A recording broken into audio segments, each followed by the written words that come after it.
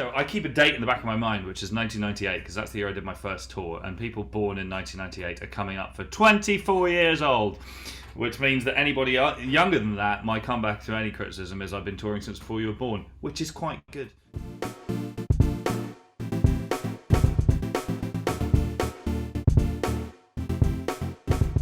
Hey guys, James Wilson-Taylor here for Rock Sound. It's the latest of our video calls. Frank Turner's new album is just around the corner. I'm delighted to say that via Zoom we have Frank on the line right now. How are you, Frank? I'm very well, thank you. How are you? Not too bad, man. Not too bad. I understand you're hard at work. This is signing day at the minute, right? This is signing. Well, so yeah, everything. Well, it's not the first signing day, but we had a bit of a moment where we realised that I hadn't actually signed all the records that we've sold as signed records yet. So some lovely people from the label are here helping me out. I have about 5,000 records to get to before I'm allowed to stop today. But it's all hard work to do with the record, and if I'm going to do a couple while we talk, if you don't mind, because that's otherwise absolutely fine. Yeah, I'm going to be here until 2:00 in the morning, so might as well crack on. Keep you off schedule. If you get any hand cramps, just let me know. It'll all be fine. We'll power on through. Yeah. Well, let's get into it though, because this is a very exciting time to talk to you. Like we say, this record you are currently signing is right around the corner now. Finally, yes. Right? It's called FTHC. Tell me just a little bit about when these songs started kind of coming together for you. I imagine, like everyone else over the lockdown period, probably had a lot more time to think about this sort of stuff, right?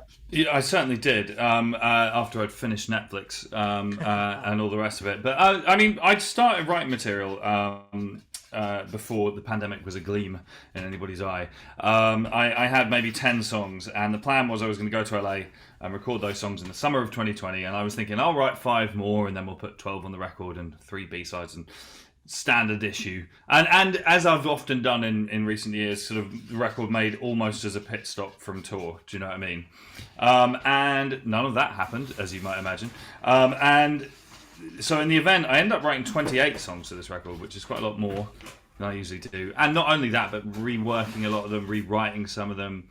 And I also one of my lockdown projects was getting into music production myself, and that I'm producing for other people now, but among other things, it meant I was able to kind of demo in more detail and just to make use of these endless acres of time that we all had. Essentially, even before the pandemic, I was thinking this was going to be a record that was a bit more kind of aggressive musically, dare I say it, punk, although I'm aware that by using that word I will cause myself more sadness than joy. But anyway, and also kind of a return to a more autobiographical, kind of raw, confessional style of writing, which I've done in the past, but it's been a few records. And so these ideas were in play already. But the lockdown intensified all this, and what would have been a couple of steps towards punk rock became a kind of howling yell and run down a hill. You know what I mean? So, and here we are. Yeah, which I imagine is why one of your kind of central collaborators on this record is Rich Costey. If people aren't aware of Rich's work, go and look at pretty much every big rock album by any British artist from the past kind of decade. But I imagine working with him must have helped bring that out, because, like you say, you're clearly gravitating towards more of a heavier sound, dare I say it, but certainly more of that kind of straightforward big rock sound. Yeah, definitely. Well, I made one record with Rich before. In 2012, we made Tape Deck Heart, and it's a funny thing, and I think I can say this in a way that he would agree with. But it was a reasonably bruising experience, that record, because he didn't really know who I was, even though it was my 5th record. He didn't really know who I was before we started, and I didn't know what it was like to get properly produced, right? And because I've made my records with my mates prior to that, and I came out of the experience feeling a little bit like I've been beaten up, But it went on to be my most successful record, and in the interim, I've made records with other people because I like to switch it up anyway. But Rich and I have both sort of stayed in contact, kept an eye on each other, and there was this moment where I was like, I think I've got unfinished business with Rich. I think he and I can make a better record. No, I mean, Tape Deck Heart remains my biggest selling record, so hooray! But we're going to top that. And he was like, I think he said to me, I feel like I understand you more as an artist now, and I'm ready to go down this road. So it was a really cool collaboration. The other thing with Rich, so I parted ways with my long-term drummer in 2020, which was a sadness, but these things happen. So for the and I now have a new drummer in my band, Callum, who's fantastic. But in the interim, we made a record. So Rich turned around and said, "Well, I know a couple of drummers," and I was like, "Yeah." I bet you do. Oh, yeah, you do. Yeah, so we had Dom from Muse play drums on The Gathering, which is the first song we did for the record, which we recorded separately because it was kind of a trial run to see whether the remote recording thing was even going to work. And weirdly, it actually worked really, really well because there's a focus to it. You can't waste half a day fanning about with a vintage guitar amp, or indeed showing each other funny cat videos that you found that morning, or whatever. You just show up and you work.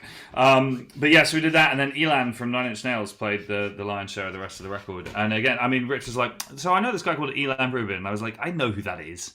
Do you know what I mean? Like, don't say that to me like I don't know who that is. And he did a great job. He's going to go far, that boy. Do okay. Yeah, I reckon. Okay. If the old Nine Inch Nails and Angels on Airwaves situation hasn't helped him out. Yeah, I mean, he is already in the Rock and Roll Hall of Fame, but nevertheless.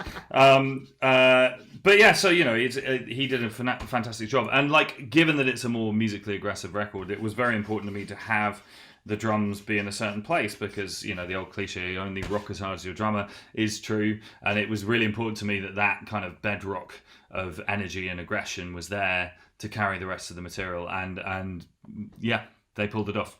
Oh, they certainly did. No, it's nice to see you kind of capture that sound in a bigger way like that. And it brings me on to, you know, I always ask people about album titles, as cliched a question as it is, because it genuinely fascinates me. But I've already seen you say in a previous conversation with us over here at Rock Sound, you do kind of in a way view this, although it's not strictly a self-titled record, it sort of feels like it could be, right? In that sort of traditional sense of it. It's about as close to a self-title as I'm ever going to get, I think, really. I don't think I could put out a record that was actually just called Frank Turner.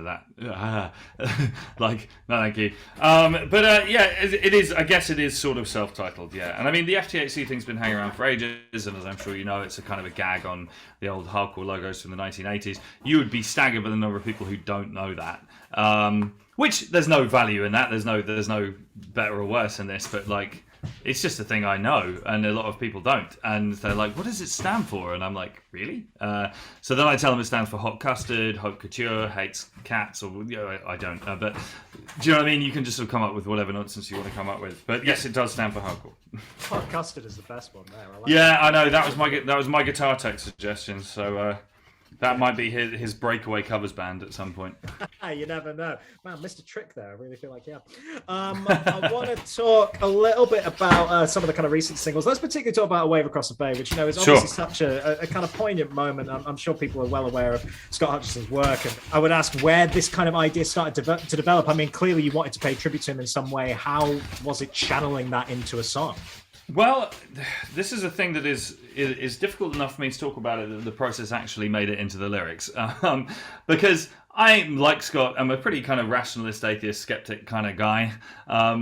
That's just the way I look at the world. No problem with people looking at it other ways, but that's my take on it. And ultimately, I guess the thing is I'm a songwriter, and I've been a songwriter for most of my, if not my entire adult life, and I tend to react to events in my life, particularly emotionally extreme ones, through the medium of song. So it's not sort of a surprise that that something came out. But actually, in the event, what happened was about 3 or 4 months after Scott's passing, I had what I suppose I would call a lucid dream, starring Scott. And I've never had one of those before, and I've never had one since. And in my dream, he came into my room with a guitar and showed me a few chords and told me some words and a melody. And I then woke up, which my wife can attest to, because she's like, "What are you fucking doing?" And went next door and kind of made a note, you know, a voice note on my phone, and scribbled some stuff down, and went back to sleep. And I got up the next day, and I would say about 2/3 of the song was there. And you know, ultimately, it's a bit spooky. It's an elaborate form of grieving, I think, is what we're really discussing here. But in a way, like, I didn't. So my point in telling the story is, like, I didn't really decide to write the song. It just sort of arrived, and it wasn't hard because it just sort of went bloop, and it was there. Of course, there have been many hard parts to it. I mean, doing the vocal takes wasn't easy, and it's not the easiest to play, if I'm honest with you. Though I will, because I think for reasons we'll get to in a minute. But and then, of course, once I finished the song, I made a demo and I sent it to Grant Hutchison, the drummer from Frightened Rabbit, Scott's brother, because, as I think is immediately apparent, it's not a song I could release into the world without some sort of thumbs up from the family. You know, it's a visceral and pretty, like, intense lyric, you know. And to his, I mean, Grant, who I didn't know especially well, has been an absolute sweetheart. And he said, I think my brother would want you to put this out. I think that as a band, we dealt in emotionally intense music, and it would be hypocritical of me to try and censor this in any way. And indeed, we're doing it as a benefit for the Tiny Changes charity, which is the Hutchison family charity.